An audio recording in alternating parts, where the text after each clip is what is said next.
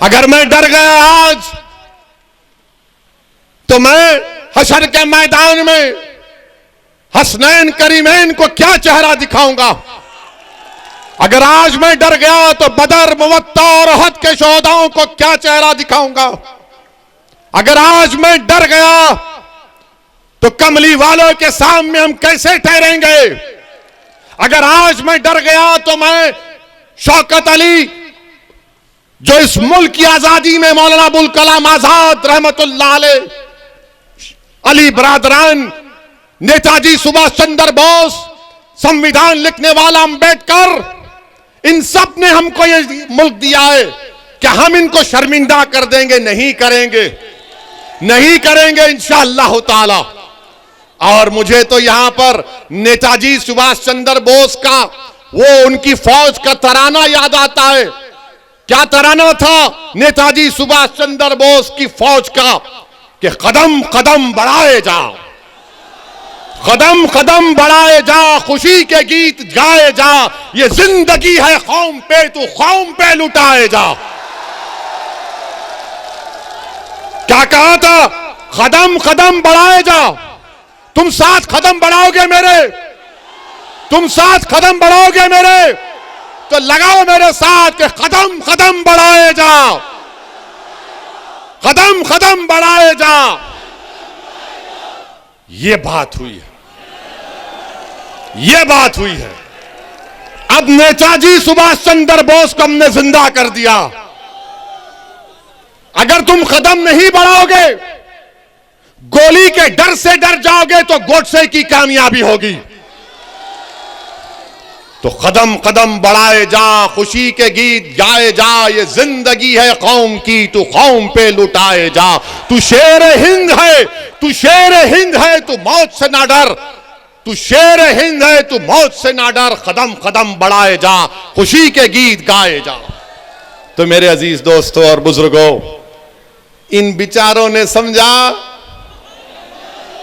कि 2 ठाए ठाए मारेंगे। ठाए ठाए मारो या कुछ करते कर लो। हमको पार्लियामेंट में हमने खड़े होकर परवरदिगार की जात पर तवक्कल करके हमने कहा कि हम Z कैटेगरी नहीं लेंगे। आज भी हमको बताया गया कि देश के होम मिनिस्टर अमित शाह ने पार्लियामेंट में कहा कि हम ओवैसी जी से अपील करते हैं कि वो सुरक्षा ले लें।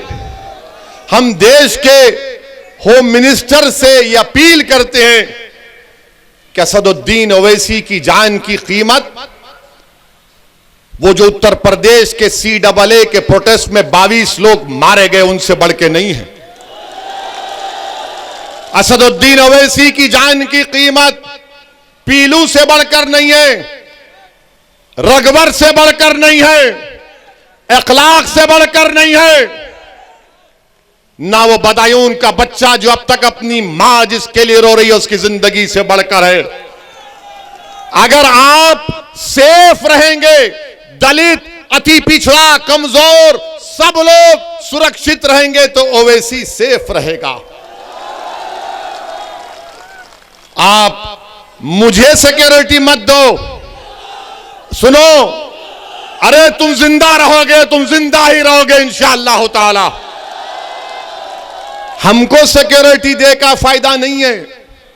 मैं जब MLA बना 1994 में, 99 में चार मीनार की आवाम को लाखों सलाम, उन्होंने हमको विधायक बनाया। हम हर साल लिख कर देते हैं तेलंगाना की हुकूमत को कि हमको नहीं चाहिए। मैं पसंद नहीं करता कि लोग बंदूक लेकर मेरे साथ फिरे। मैं घुटन की जिंदगी नहीं गुजार सकता, मैं घुटन की जिंदगी नहीं गुजार सकता। मैं आजाद पंछी की तरह अपनी जिंदगी गुजारना चाहता हूं। और हुकूमत का काम यह है कि हुकूमत हमारी सिक्योरिटी से ज्यादा उन लोगों को सुरक्षा पहुंचाए जिनको गोश्त के नाम पर मार मार कर खत्म कर दिया जाता है। मुझे नहीं चाहिए।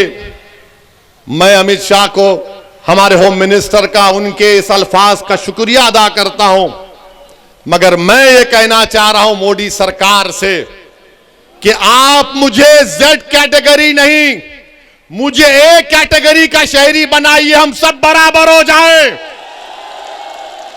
ये वक्त का तकाजा है, ये गरीबों का मुतालबा है। गरीब ये देखना चाह रहा है कि अगर ओवैसी पिंजरे में बंद हो गया तो फिर कौन मेरी आवाज को उठाएगा।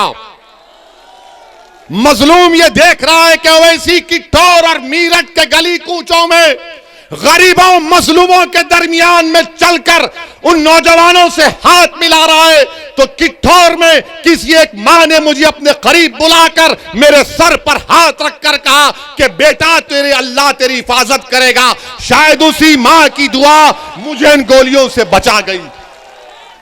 मेरे अजीज दोस्तों और बुजुर्गों, मेरा पैगाम सिर्फ यही है, अपने हौसलों को बुलंद रखो, अपने हौसलों को बुलंद रखो। मौत तो आएगी एक दिन, सबको, हम सबको आएगी, मगर देखना यह है कि तुमने जिंदगी कैसे गुजारी। क्या तुमने दरी बिछाकर जिंदगी गुजारोगे? क्या तुम कैदी बनकर जिंदगी गुजारोगे? क्या तुम यही नारा लगाओगे कि भैया तुझ पे जवानी कुर्बान? मैं तो ये नहीं कह रहा हूं कि मुझ पर कुर्बान हो जाओ, बल्कि मैं ये कह रहा हूं कि ओवैसी उत्तर प्रदेश की जनता पर अपने आप को कुर्बान करने के लिए आया।